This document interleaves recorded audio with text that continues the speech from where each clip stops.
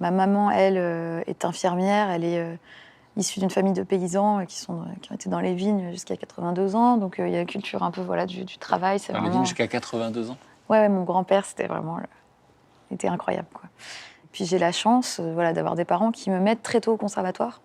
Et je commence la musique à 6 ans, quoi. À quel moment vous vous rendez compte que vous aimez chanter? Je chante depuis que je suis gamine. Je chante Barbara depuis que je suis vraiment toute petite. C'est vraiment ce que mes parents écoutent en boucle. Je deviens fan de Céline Dion après Barbara. Je refais les inflexions de Céline 4 milliards de fois par jour. Je suis pas chanteur, c'est quoi une inflexion de Céline? C'est... J'ai pris tous les mots raisonnables et nouveaux, c'est ainsi par ici. J'avais les CD karaoké à fond, quoi, et je faisais exactement ce qu'elle faisait. Carrément, j'allais dans... C'est génial. Tu m'aimes, que tu m'aimes, que tu m'aimes encore, C'est encore, génial, ça. encore. Et donc j'imitais tout, j'étais folle, quoi. J'étais franchement... Vous faites les folle. échos. Et la chanson, donc c'était une envie secrète ou tout le monde savait que vous aviez envie d'être chanteuse? Eh bien, pour vous dire la vérité, je ne sais pas. C'est-à-dire que je me souviens avoir chanté pour des gens. C'était un concert où on propose, parce que le présentateur du concert, c'est un concert d'Hervé Villard. Ah ouais.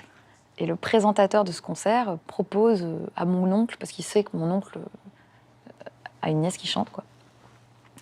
Il lui dit, est-ce qu'elle veut venir faire 2 chansons pour la première partie? Mais vous ne savez pas qui est Hervé Villard? Pas du tout. C'est Moi, pas votre je sais pas génération. qui est Hervé Villard, et puis j'ai jamais mis les pieds sur une scène, quoi, si tu veux. J'ai 14 ans. Et donc là, on me dit, voilà, c'est une salle, il y a 1300 personnes. Et moi, en plus, je suis avec mes CD karaoké, c'est-à-dire que je viens pas ni avec une guitare, ni avec un piano, ni avec des musiciens, quoi. J'ai rien. Et je fais cette première partie, je découvre le concert d'Hervé Villard, je deviens fan d'Hervé Villard. Donc déjà, j'étais bizarre par rapport à mes potes qui écoutaient Marilyn Manson, quoi. Et je commence à me dire que c'est possible, quoi. Et donc vous continuez les études après le bac, langues étrangères appliquées. Ouais. Je rentre à la fac, je tombe amoureuse d'un batteur de jazz. Et je décide de me mettre au jazz. Moi j'ai quelques images de vous en train de jouer dans un petit club. Ah, bah, Regarde. c'est avec le fameux batteur. Ah mince, il est là à Ah, l'image. génial. Bah, c'est bien, Il est on va, à l'image, hein. on va mettre un visage dessus. Oh là là. Regardez dans le soir qui penche là-bas, ces voiliers qui balancent. Quelle est jolie sa voile blanche qui danse.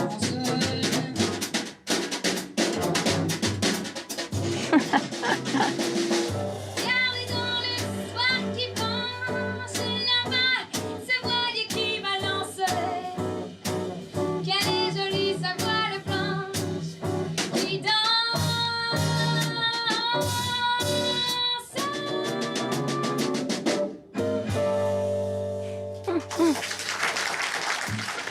Bon ça va, on le reconnaît pas, c'est flou. Hein. Et en plus, à ce moment-là, je rencontre un musicien de jazz. Enfin, tout se passe un peu en même temps. Je rencontre un musicien de jazz lors d'une masterclass, parce que j'avais commencé des études de jazz pour pouvoir draguer ce batteur dont j'étais folle amoureuse. Et ce musicien me dit, faisons un projet ensemble, viens à New York. Et donc, je me barre, en fait. J'arrête la fac. Je suis à, je sais pas, moins 800, 900 € de découvert, quoi. Et je prends des billets pour aller aux États-Unis. Et je dis à mes parents, je pars 3 mois à New York, tchuss. Donc voilà, là, Normal. la petite fille modèle est devenue un peu Rebelle. rebelle. Et voilà. Et je pars à New York. Et le batteur?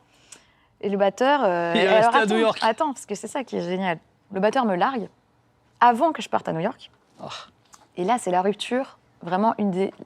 Tu sais, la première rupture qui te démonte ta Et race. t'as écrit une chanson? Et non.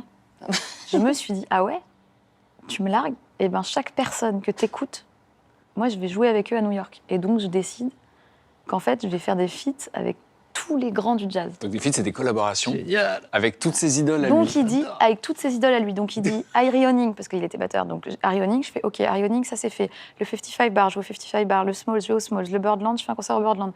Mike Stern, le guitariste, je fais un concert avec le guitariste. Lou Solov, j'ai fait un album avec lui. François Moutin, je fais un album avec lui. Tu voulais pas me voir, tu vas me voir. Et donc, en fait. C'est pas mal la phrase. Tu voulais pas me voir, tu vas me voir. Mais sauf que le problème, c'est que je pars d'une vengeance, mais en fait, je me retrouve un peu comme toi aussi. Parce que tu disais, j'ai fait de la danse pour draguer les filles. Moi, j'ai fait ça pour un petit peu me remettre, sauf que je me retrouve à devenir passionnée par le jazz, quoi. Et donc, je passe ma vie dans les clubs, Waouh! et en fait, je deviens hyper forte, mais malgré moi, quoi. génial. C'est-à-dire que je fais que ça.